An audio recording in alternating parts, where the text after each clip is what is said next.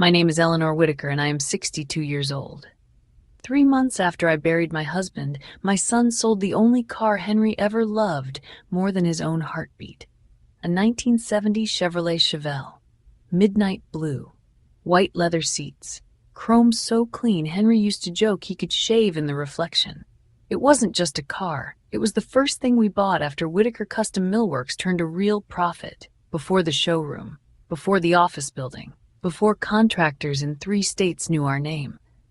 That car was where Henry proposed to me the second time after 30 years of marriage because he said the first proposal had been too poor to count, and Preston sold it on a Tuesday morning.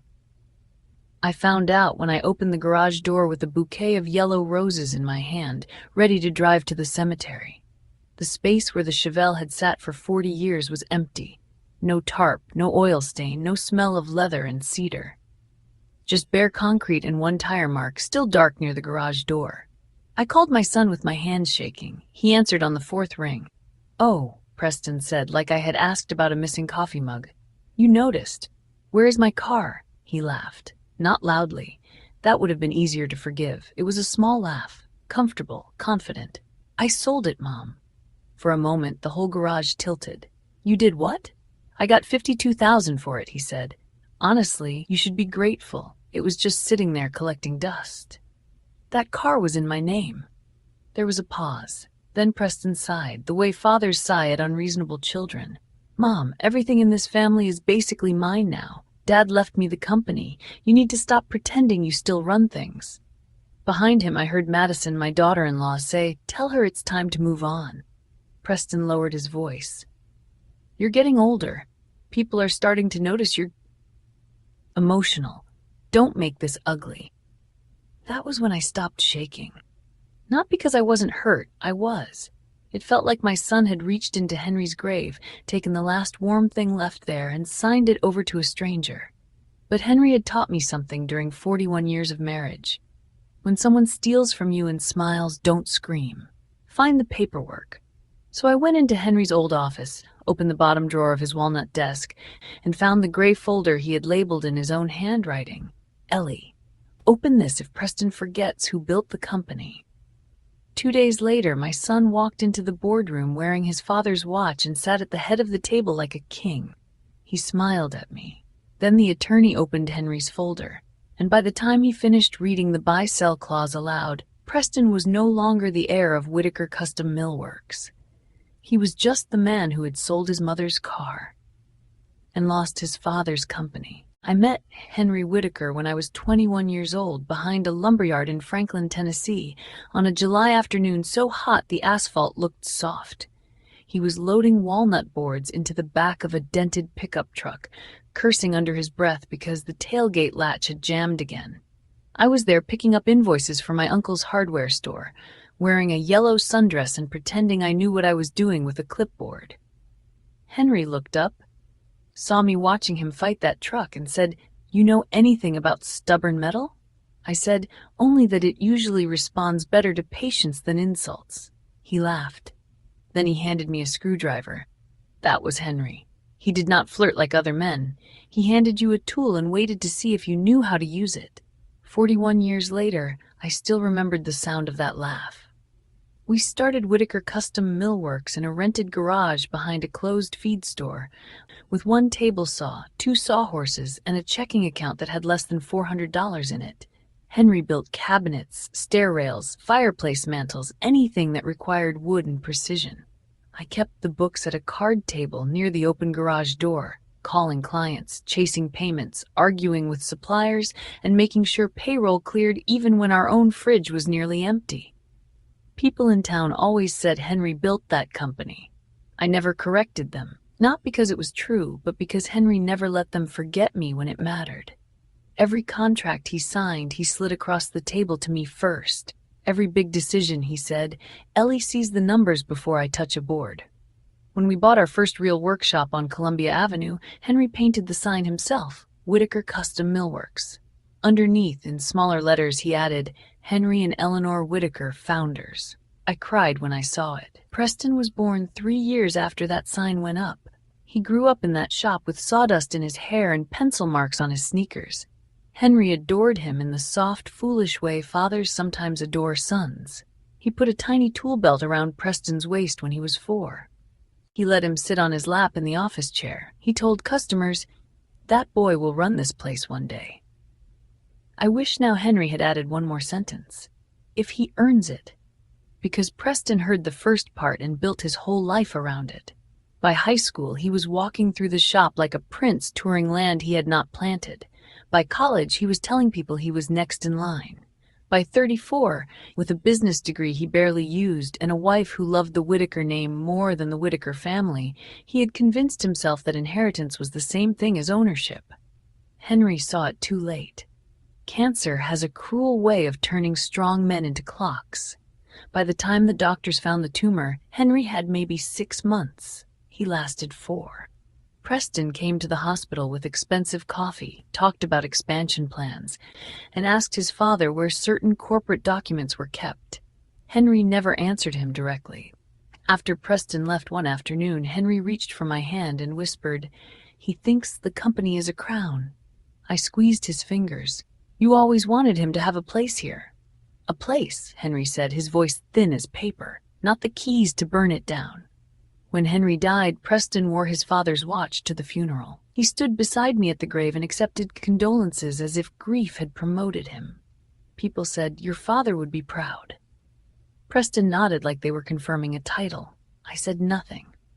That became my habit after Henry died.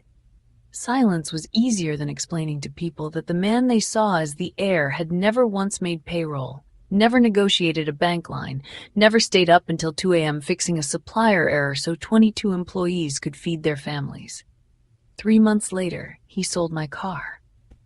And that was when I finally understood something Henry had tried to warn me about from his hospital bed. Preston did not want the company because he loved what we built. He wanted it because he believed everything Henry touched should belong to him, including me. The morning Preston sold the Chevelle started quietly. That was the cruelest part. There was no thunderstorm, no warning phone call, no feeling in my bones that the day was about to split open. Just Tennessee sunlight through the kitchen curtains, the coffee maker clicking on, and the little vase of yellow roses I had bought the night before sitting beside my purse. Yellow roses were Henry's favorite. He said red roses tried too hard. Every Thursday since his funeral, I drove the Chevelle to Cedar Hill Cemetery, parked beneath the same old maple tree, and sat beside his grave for 20 minutes. Sometimes I talked. Sometimes I just listened to the wind move through the grass. I knew it might sound foolish to people who had never loved one person for 4 decades, but that car made the drive feel less lonely. The engine had Henry's patience in it. The steering wheel had the shape of his hands. I took my keys from the ceramic bowl by the door and walked into the garage. The space was empty. For a second, my mind refused to understand what my eyes were seeing. The gray cover was folded on the concrete. The oil mat was still there.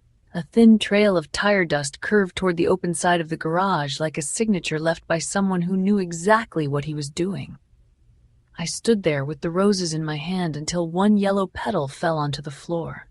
Then I called Preston. He answered on the 4th ring, already annoyed. "Mom, I'm in the middle of something." "Where is my car?" There was a pause. Not confusion, not concern. A pause of calculation. Then my son laughed. "Oh, you noticed." My fingers tightened around the phone. "Preston." "I sold it," he said. "Before you start spiraling, I got a good price." The garage seemed to tilt sideways. "You sold my Chevelle?" "Dad's Chevelle," he corrected. "My name is on the title." "Mom, come on." His voice changed then, slipping into that tone he used when he wanted me to feel old before I had even spoken. "You barely drive it. It was wasting space. Madison found a collector through one of her contacts, and we needed quick liquidity for the showroom renovation." I closed my eyes. "The showroom renovation has not been approved by the board." "It will be," Preston said, "once you stop blocking progress." Behind him, I heard Madison say something. Then Preston covered the phone badly and muttered, "I'm handling it." Handling it. That was what he called stealing from his mother. I said, "You are going to tell me where the car is and you're going to return the money." "No," he said simply. I waited because sometimes silence makes people reveal more than anger ever could. Preston took the bait. You don't understand what's happening, Mom. This company can't keep living in Dad's shadow. The car, the old sign, the outdated workshop tours, all of it makes us look like some dusty family business stuck in 1985. It is a family business. It's my future.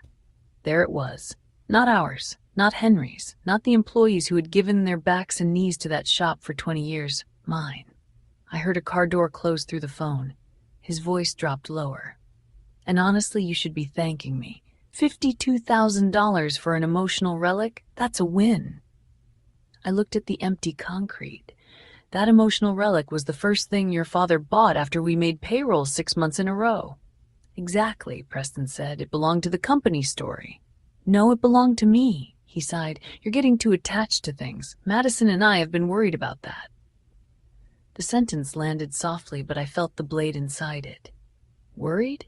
Don't make me say it in a way that hurts your feelings. Say it. Another pause. People are noticing you're not handling Dad's death well. I almost laughed. Not because it was funny, but because the shape of it was suddenly so clear. He had not just sold the car. He had prepared the excuse. Grieving widow, emotional mother, aging woman who could not let go. If I fought, I was unstable. If I cried, I proved him right. If I stayed silent, he kept everything. So I did the only thing Henry had taught me to do when a man tried to confuse volume with truth. I made my voice calm. Preston, did I give you written permission to sell my vehicle? His answer came fast. You didn't stop me. That is not permission. You need to be careful, Mom. No, I said, looking at the empty space where Henry's car had been. You do. Then I hung up before my son could hear me break. I did not call Preston back. That was the first decision I made that morning. The second was to leave the roses on the workbench, walk into Henry's office, and close the door behind me. His office still smelled like him, even 3 months after the funeral. Cedar shavings, black coffee, the faint bite of the aftershave he wore every day except Sundays because he said Sundays belonged to sawdust and God, not cologne. His walnut desk sat beneath the window, the same desk he had built the year Preston was born. One drawer always stuck halfway unless you lifted it slightly with your left hand. I lifted it. Inside were the ordinary things grief turns sacred. A tape measure with Henry's initials carved into the side, a stack of old invoices bound with rubber bands, 2 peppermint candies in a paperclip tray. And beneath all of that, pushed flat against the bottom, was a gray legal folder. My name was written across the front in Henry's blocky carpenter handwriting. Ellie, open this if Preston forgets who built the company. I sat down slowly. For a long minute, I only stared at the folder. Part of me wanted to leave it closed. As long as I did not open it, I could pretend Henry had not known. I could pretend he died believing our son would become better than his worst impulses. But Henry had known. That was what hurt. I opened the folder. The first document was the title to the Chevelle. My name, Eleanor Rose Whitaker. No co-owner, no business lien, no company asset classification. Attached behind it was the original bill of sale from 1986, paid from Henry's personal checking account, not Whitaker Custom Millworks. Henry had highlighted that line. I pressed my fingertips to the paper. Still taking care of me, I whispered. The second document was thicker. The shareholder agreement for Whitaker Custom Millworks, revised 6 months before Henry died. I had signed it, of course. I remembered Samuel Price bringing it to the hospital, remembered Henry joking that only a lawyer could make dying feel like filing taxes. But I had been so tired then, so hollowed out by chemo appointments and medication schedules and the sound of Henry's breathing changing in the dark. I had signed where Price told me to sign. I had trusted Henry. Now I read every page. Preston had inherited 30% of the company. Non-controlling. Subject to restrictions, subject to a morality and conduct clause, subject to immediate repurchase if he misused company funds, attempted to remove me through coercion, damaged the company's standing, or transferred personal property into company use without authorization. My eyes stopped on one paragraph. In the event Preston Whitaker mistakes inheritance for operational control, Eleanor Whitaker shall retain full authority to trigger the buy-sell provision and dispose of her controlling interest as she deems necessary to protect the company, its employees, and the legacy of its founders. Founders. Plural. I covered my mouth with one hand. For 41 years, Henry had said it out loud to anyone who mattered. But somehow seeing it in legal print made my chest ache in a new way. I had spent 3 months letting Preston speak over me because I thought silence was dignity. Henry had left me something stronger than dignity. He had left me authority. My phone rang. Samuel Price. I stared at his name for 3 seconds before answering. "Ellie," he said, "I assume you found the folder. You knew he sold the car? I suspected he would do something reckless. I didn't know it would be that." I looked down at the title in my lap. "Can we get it back?" Price was quiet for a moment. "Maybe. But Ellie, that is not the larger issue." Of course it wasn't. Lawyers have a way of stepping over the wound to point at the infection. Preston deposited the proceeds into a company-adjacent account connected to the showroom project. He did not have approval for that project. He also signed a short-term financing agreement last week using projected company revenue as support. The room seemed to shrink. "How much?" $260,000. I closed my eyes. Henry's voice came back to me from 1,000 late nights at the kitchen table. "A company doesn't die when it loses money, Ellie. It dies when fools start hiding losses." Price said, "Henry built protections for this exact situation." I looked at the gray folder, at the highlighted title, at the clause with my name in it. "What do you need from me?" "A board meeting, 48 hours. I'll bring the agreement, the vehicle records, and an independent valuation." And Preston, Price's voice lowered, "Let him come in smiling." I looked through the office window toward the empty garage. For the first time since Henry died, I felt something steadier than grief. Not revenge, recognition. My son thought he had sold an old car. He had actually handed me the first clean breach in writing. Preston came to my house the night before the board meeting. He did not knock like a son. He knocked like a man who already owned the door. I was sitting at the kitchen table with Henry's gray folder open beside a cup of tea I had not touched. The house was quiet in that strange widow way where every familiar sound seemed to be waiting for another person to answer it. The refrigerator hummed. The clock over the stove ticked. Somewhere outside, a dog barked twice and stopped. When I opened the front door, Preston was standing on the porch in a navy blazer, Madison beside him in a cream coat and gold earrings, holding a leather portfolio against her chest. "Mom," Preston said, smiling like we had not spoken since he stole my car. "Can we come in?" I looked at Madison. "This isn't a family visit." Her smile tightened. "It's better if we talk inside." I let them in because I wanted to see the shape of the lie before they tried to sell it to me. Preston walked into the kitchen and looked around, his eyes passing over Henry's chair, Henry's coffee mug, Henry's old reading glasses still folded near the newspaper basket. He did not pause at any of it. Madison did, but only because she was checking whether I had company. Preston sat without being invited. Madison placed the portfolio on the table and opened it. "We had this prepared," she said, sliding a document toward me, "just to make tomorrow easier." The first page said Leadership Transition Agreement. I did not touch it. Preston leaned back. "It's simple. You resign from the board, transfer your voting authority to me, and we give you a generous retirement package." "How generous?" $75,000, Madison said quickly, "plus the company will cover your health insurance for 1 year. I looked at my son. "You sold my car for $52,000 and now you're offering me $75,000 to disappear?" Preston's jaw tightened.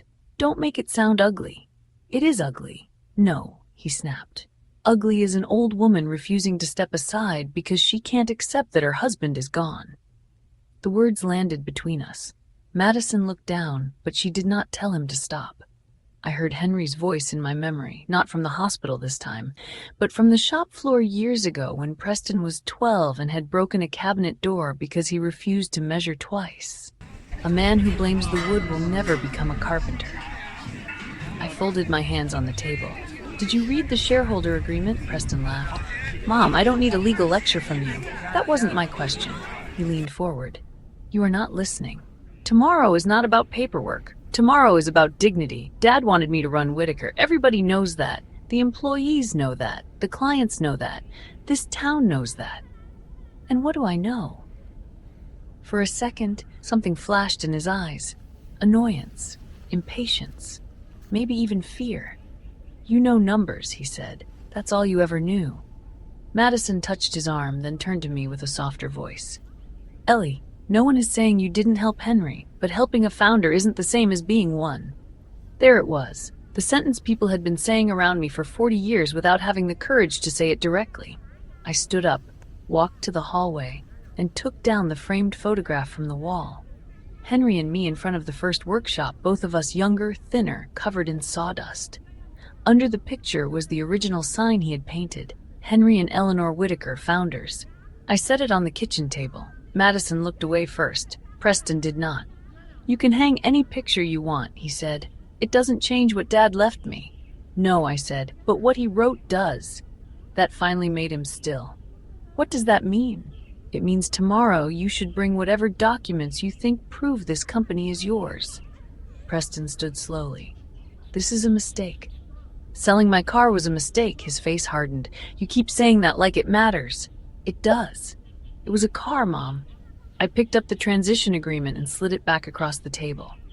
No, Preston, it was evidence. He stared at me. Madison closed the portfolio with trembling fingers. For the first time since he walked through my door, my son was not smiling, but I was not smiling either. Because this was not revenge yet. This was the last quiet moment before the bill came due. The boardroom at Whitaker Custom Millworks had always been Henry's favorite room, which was funny because Henry hated meetings. He built the table himself from a single slab of Tennessee walnut, 18 feet long, polished so smooth you could see the lights in it. He used to say a table should be strong enough to hold bad news without wobbling. That morning it held plenty. Preston arrived at 8:55 wearing Henry's watch. I noticed that before I noticed his suit. The silver watch sat loose on his wrist because Henry had broader hands, thicker bones, the kind of hands that could carry lumber all morning and still button my coat gently at night. Preston tapped the watch face as he entered. Let's keep this efficient, he said. I have a call with the branding team at 10. Madison followed him in with a tablet under one arm and that tight, polished smile she wore whenever she thought she was about to win politely. Samuel Price was already seated at the far end of the table. Beside him sat Marlene Cho, the independent valuation accountant. Across from them were two representatives from Harper & Vale Interiors, a family-owned firm out of Atlanta that had tried to buy Whitaker twice before Henry got sick. Luis stood near the wall with his hands clasped in front of him, looking like a man who had been invited to a funeral but had not yet been told who died. Preston looked around the room. What are they doing here? Price adjusted his glasses. They are here because Mrs. Whitaker has received an acquisition offer. Preston laughed once. It echoed off the glass wall. An offer for what? The company, Price said. Preston turned to me slowly. You can't sell my company. There it was, the sentence I had been waiting for. I placed Henry's gray folder on the table. I sold my company. The room went very still.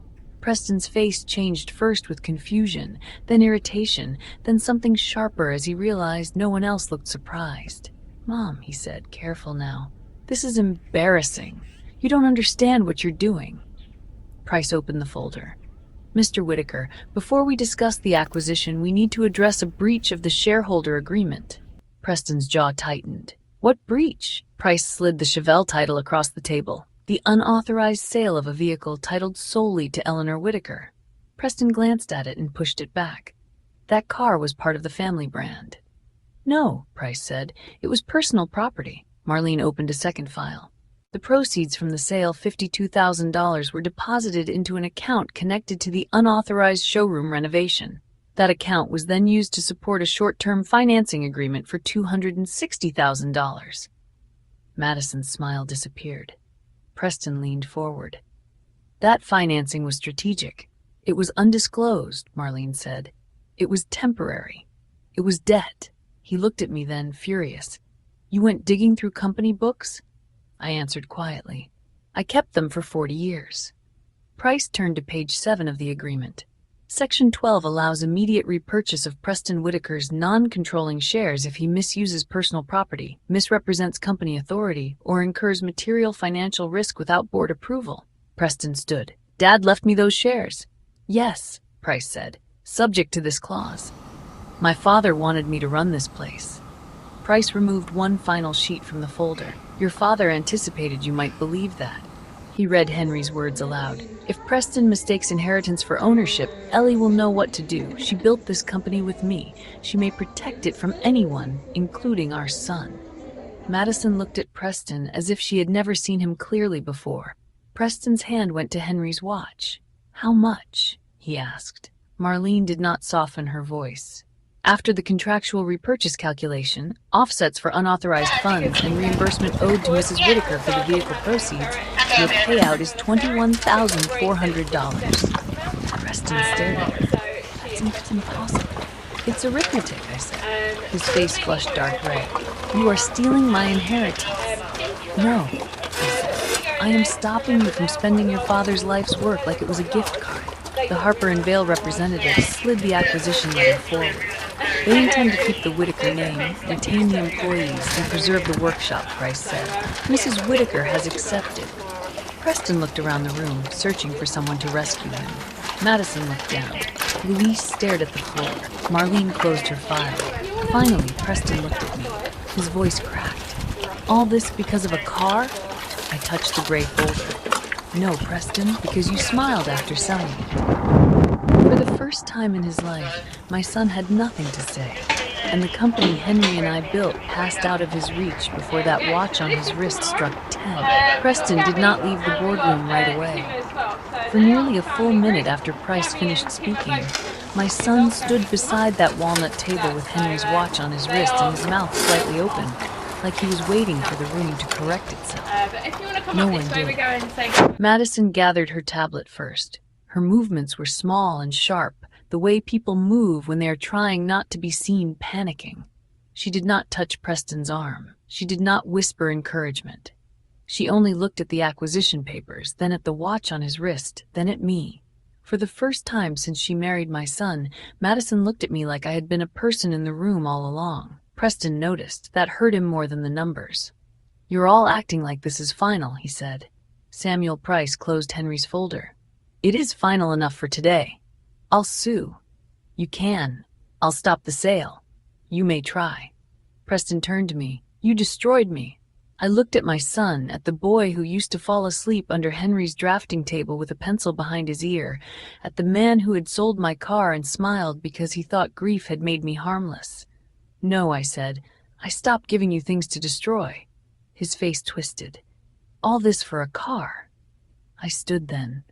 "The car was never the whole story, Preston. It was the moment you proved you could take something that was mine, sell it, lie about it, and still expect me to thank you." He said nothing. I walked past him, past Madison, past the table Henry had built strong enough to hold bad news. At the door, I stopped and looked back one last time. "You wanted your father's company," I said, "but you never wanted his responsibility." 3 weeks later, Harper & Vale finalized the purchase. They kept the Whitaker name. That was part of my condition. They kept the shop floor employees, restored the old showroom instead of replacing it with Madison's glass and marble disaster, and promoted Louise to operations director. Ray, who had worked beside Henry for 27 years, stayed on part-time to train the younger carpenters. The original sign went back up by the front entrance. Henry and Eleanor Whitaker, founders. Not wife of, not helper, founder. I stood beneath it the day they rehung it, and for the first time since Henry died, I cried in public. Not because I had won, because someone finally said the truth out loud. Preston filed 2 legal letters, then stopped when Price responded with the shareholder agreement, the vehicle title, the bank records, and Henry's handwritten note. Madison left him before Thanksgiving. I heard she moved to Nashville and started calling herself a brand consultant for legacy families. I did not laugh when someone told me that. Well, not out loud. The Chevelle took longer. The man who bought it lived outside Birmingham. He was a retired mechanic named Dale, and when I called him, he already knew something was wrong. Preston had sold the car too quickly, too cleanly, with no stories attached. Dale said a car like that always came with stories. I told him mine. 2 days later, he called back. "Mrs. Whitaker," he said, "your husband's car doesn't belong in my garage." I paid him more than Preston had sold it for. I would have paid twice that. When the transport truck brought the Chevelle home, I stood in the driveway with my hand over my mouth. midnight blue paint, white leather seats, one small scratch near the passenger door where Henry had dropped a toolbox in 1994 and cursed so loudly the neighbor's dog hid under the porch. I opened the driver's door. The car still smelled like leather, dust, and Henry. Inside the glove box, tucked behind the registration, was an old photograph I had never seen before. Henry and me, standing in front of the first workshop. On the back, in his handwriting, he had written, "Ellie built the parts nobody clapped for." I sat behind the wheel and held that photograph against my chest for a long time. The following Sunday, I drove the Chevelle to Cedar Hill Cemetery with yellow roses in the passenger seat. I parked beneath the maple tree, turned off the engine, and listened to it tick as it cooled. "I sold the company," I told Henry. "The wind moved softly through the grass, but I saved what mattered." And I had. Because legacy is not a building. It is not a last name on a sign or a watch on the wrong wrist.